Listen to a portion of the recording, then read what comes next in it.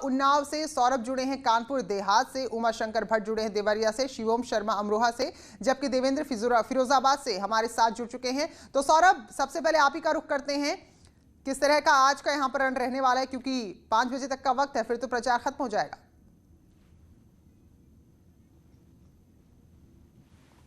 देखिए, साफ तौर पर यहाँ पर 5 बजे प्रचार थमने की बात है और जिस तरीके से जो सभी पार्टियां हैं, सभी दल हैं, वो अपनी अपनी पूरी ताकत झोंकने में लगे हुए हैं। अगर आपको बता दूं, यहाँ वोटरों की संख्या जो है 3,19,147 वोटर है, जिसमें सबसे ज्यादा 1.25 लाख वोटर जो है दलित है।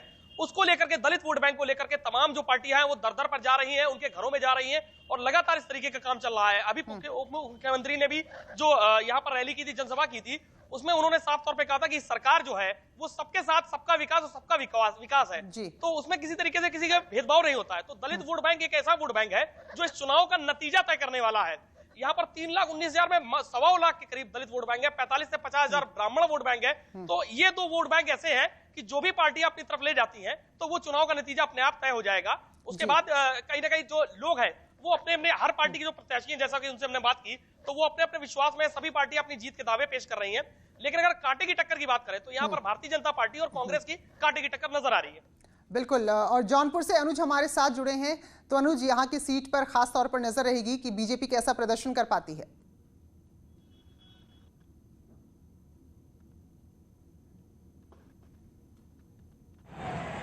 जौनपुर के मल्ली विधानसभा सीट पर जो है कुल 3,62,000 से ज्यादा वोटर हैं, जो लगातार वोटों को साधने के लिए, चाहे बीजेपी के लोग हो, चाहे बसपा के लोग हो, चाहे सपा के लोग हो, चाहे पूर्व सांसद धनंजय सिंह जो चुनाव में मैदान में उतरे हैं निर्दल प्रत्याशी के रूप में, वो सभी लोग अपनी दम लगा रहे हैं। अब आयोग के अनुसार सिर्फ 7 घंटे करीब लगभग बचा हुआ है, शाम 5 बजे प्रचार प्रसार थम जाएगा। जहां आयोग ने पूरी तैयारियां कर रखी है चुनाव को सकुशल संपन्न कराने के लिए आगामी 3 नवंबर को। तो आपको बता दें कि जहां सीएम योगी खुद जौनपुर के मल्लनी में 2 सभाएं कर चुके हैं बीजेपी प्रत्याशी। थोड़ी मनोज, कुछ दिक्कत है शायद आपकी आवाज में। अनुज, उन्नाव यहाँ पर तो जो बांगरमऊ सीट है, यहाँ पर बड़ा मसला महिला सुरक्षा को लेकर ही बनाया गया है। महिला प्रत्याशी भी सोच समझ कर मैदान में उतारी कांग्रेस ने। तो अनुज, जरा बताइए विस्तार से किस तरह की लड़ाई देखने को मिल रही है और आज क्या कुछ प्रचार के कार्यक्रम हैं।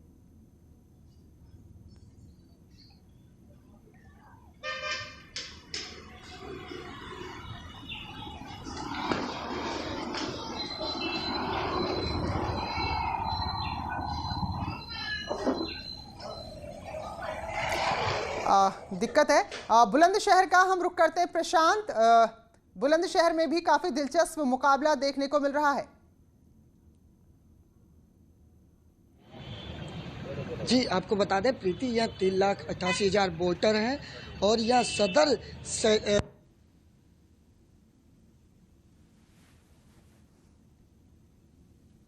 मैदान में उतरे हैं। वो 18 कुल प्रत्याशी हैं जो चुनावी मैदान में उतरे हुए हैं।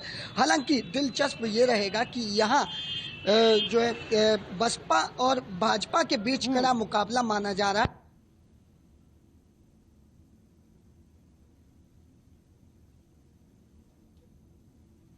तो यहाँ पर जनता जीत का ताज किसके सर बैठाती है।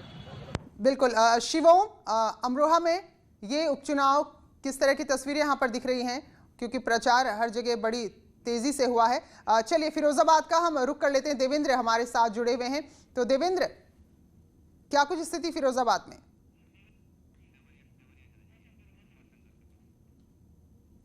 तो चलिए हमारे जगह से सहयोगी जुड़ रहे हैं। उमाशंकर भट्ट भी हमारे साथ देवरिया से जुड़े हुए हैं। तो उमाशंकर, यहाँ भी काफी दिलचस्प मुकाबला है और देखना होगा कि बीजेपी इस बार क्या प्रदर्शन दोहराती है।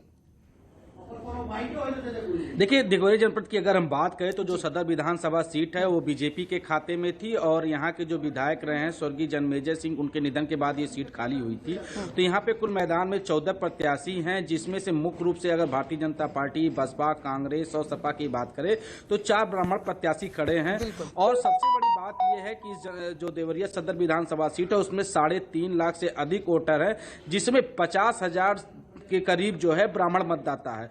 तो ब्राह्मण मतदाता यहाँ पे स और मात का खेल खेलेगा। जिला प्रशासन पूरी तरह से अपनी चुनाव आयोग के दिशा निर्देश पे तैयारियां कर ली हैं।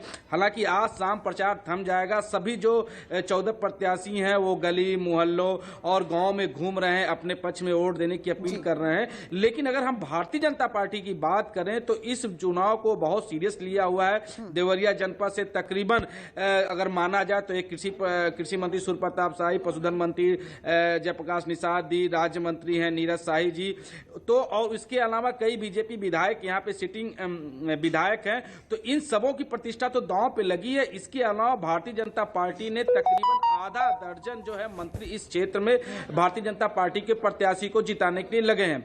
इसके अलावा केंद्र के एक मंत्री भी यहाँ कैंप कर चुके, उन्होंने भी जनसभा की और दोनों डिप्टी सीएम ने भी जनसभा की और कल ही योगी आदित्यनाथ ने जनसभा की। अगर उनके भाषण को सुना जाए तो जिस प्रकार से उन्होंने महिलाओं के प्रति बात की है कि उनको जो राशन है स्वयं सहायता समूह के जरिए दिया जाएगा, उसके बाद उन्होंने हिंदुत्व के एजेंडे पे बात की, जैसे लव जिहाद के मामले पे बात की, मिशन शक्ति के मुद्दे पे बात की। तो इस प्रकार से देखा जाए तो भारतीय जनता पार्टी ने इस पूरे चुनाव को लेकर बहुत ही सीरियस है। यहां तक कि मुख्यमंत्री का भी जो जनसभा हुई, तो ऐसे में देखना होगा कि जो 3 तारीख के बाद जब 10 तारीख का रिजल्ट आएगा तो सेहरा किसके सर बनता है। जी बिल्कुल। शिवोम हमारे साथ जुड़ चुके हैं अमरोहा से। तो शिवोम, यहाँ किस तरह से आप देख रहे हैं लड़ाई और किस तरह, अब क्योंकि आखिरी दिन है आज तो अब पूरा जोर लगाना होगा प्रचार में।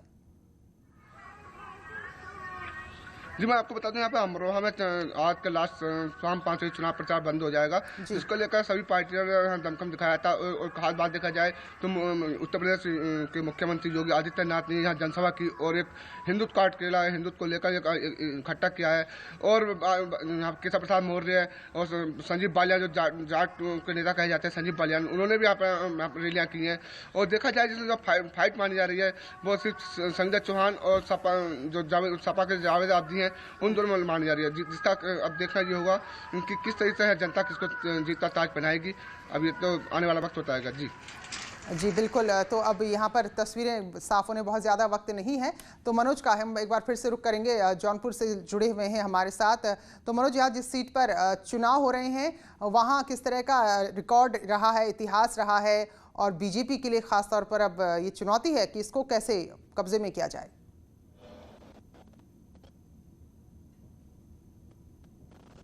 देखिएगा, जहां बात करेगा जौनपुर की मल्हनी सीट पे, तो वो विगत 2 पंचवर्षीय चुनाव से जो है सपा की कब्जा रहा है। सपा के विधायक रहे हैं पारसनाथ यादव, जिनके निधन के बाद ये सीट खाली हुई है। अब उनके पुत्र लकी यादव को जहां पार्टी ने विश्वास करते हुए पुनः उतारा है, तो माना जा रहा है उसका रिकॉर्ड भी पहले, जब मल्हनी के पहले ये इसकी परिसीमन होने के पहले जो है ये रारी हुआ करता था, तो वहाँ पर धनंजय सिंह भी निर्दल प्रत्याशी के रूप में जीते थे और अपने पिताजी को भी जिताए थे वहाँ पर सीट छोड़ने के बाद।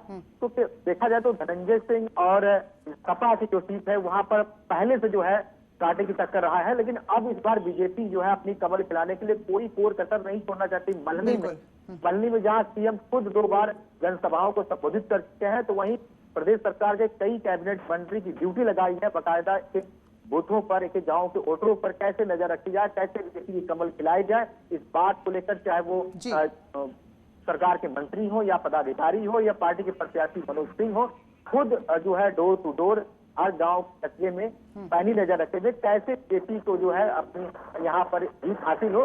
लिहाजा देखा जाए तो कुल यहाँ पर मल्हनी विधानसभा सीट पर त्रिकोणीय मुकाबला देखने को मिल रहा है बीजेपी, सपा और धनंजय सिंह के बीच में। जी बिल्कुल। और एक गढ़ है तो किसी के गढ़ से उसको अचानक ऐसे, जबकि आप अपनी लहर के दौरान भी नहीं बचा सकते हैं, तो एक बहुत बड़ी चुनौती जरूर होती है। तो सौरभ, जो घाटमपुर सीट है यहाँ बीजेपी की तैयारी कैसी है, तो बरकरार रख पाएगी इस सीट को?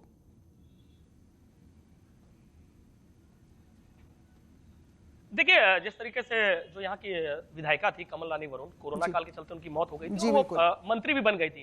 उनका महिलाओं में बड़ा अच्छा जोर था। महिलाएं उनको बहुत पसंद करती थी, महिलाओं के मुद्दों को वो उनकी हर मदद करती थी, हर घर जाती थी, तो महिलाएं उनको लेकर के काफी भावुक थी। और इस बार जिस तरीके से जो महिला वोटर है वो भी काफी बड़ा फैक्टर है, 1 लाख से अधिक ज्यादा महिलाएं वोटर है, तो वो एक फैक्टर है जिसको बीजेपी भुनाने का काम कर रही है। और कमल रानी वरुण की बेटी खुद हर जगह जा रही है, उपेंद्र पासवान जो कि प्रत्याशी है उनके साथ जा रही है, वो कह रही है कि मां ने कम किया होगा तो उस कमी को हम पूरा कर देंगे।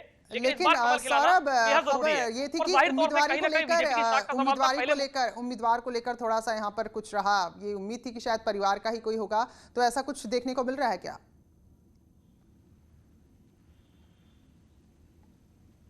देखिए, अंदर खाने में जरूर इस बात की नाराजगी बेटी में जरूर है, लेकिन चूंकि एक डिसिप्लिन है बीजेपी का कि किसी तरीके से कोई ऊपरी तरीके से नाराजगी नहीं दिखाई दे रही है।